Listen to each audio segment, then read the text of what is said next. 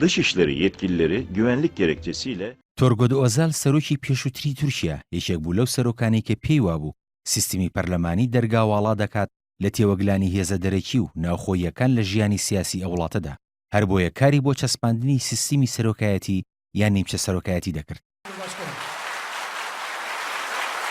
بەڵام دوای ئەوەی ڕەجەب تەیب ئەردۆغان سەرکەوتنی بەردەوامی لە کاری سیاسیدا بەدەستهێنا هەوڵیدا هەنگاو بەرەو چەسپاندنی سیستمی سەرۆکایەتی بنێت کە بە وتەی ئەردۆغان پەیڕەوکردنی سیستمی سەرۆکایەتی دۆخی سیاسی تورکیا جێگرتر دەکات و دەرگاش لە بەردەم دەزوەردانی هێزەکانی دەرەوەی دامەزراوی سیاسی دادەخات.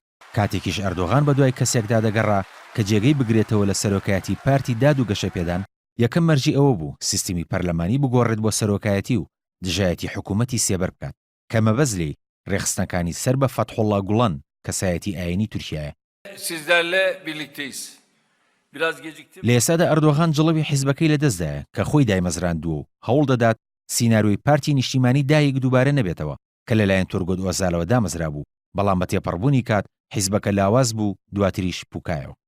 لەسەر سەپاندنی هەژبوونی خۆی بەسەر پارتی داد و گەشەپێداندا ئەردۆغان ڕەخنەی زۆری لێ دەگیرێت بەتایبەت دوای ئەوەی لە هەڵبژاردنە پەرلەمانیەکەی حوتی حوزیرانی ڕابردوودا بە سەدا هەفتای کاندیدەکان خۆی دەستنیشانی کردبوون. ئەردۆغان جۆرێک لە تایبەتمەندێتی هەیە بۆ پێی یەکەم سەرۆک کۆمارە لە مێژووی تورکیادا کە ڕاستەوخۆ لەلایەن گەلەوە هەڵبژێردرێت. هەر بۆیە وەک ئەوەی سیستمی سیاسی تورکیا سەرۆکایەتی بێت مامەڵە دەکات.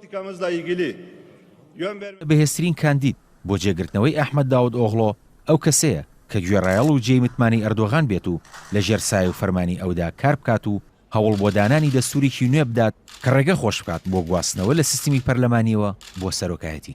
لە ئێستاشدا نوعمان کورتولموش جێگری سەرۆک وەزیران و وتەبێژی حکوومەت لەگەڵ بن عەلی یەڵدرم وەزیری پەیوەندی زۆرترین چانسیان هەیە بۆ سەرۆکایەتی ئاکەپە و وەرگرتنی پۆستی سەرۆک وەزیرانی تورکیا.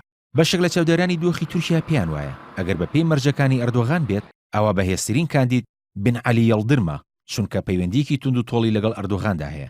هەر بەوتەی چاودێران ئەگەرچی هێزی زۆر هەن لە ناو تورکیا کە چاوەڕوانی درزبردن و لێکترازانی حیزبەکە دەکەن بەڵام لەگەڵ ئەوەشدا سیناروی ئەگەری دابەژمون لە ناو پارتی داد و گەشەپێدان ئەگەرێکی دوورە چونکە ئەردۆغان هەژمون و دەسەڵاتی خۆی بەسەر ئەکەپەدا سەپاندووە.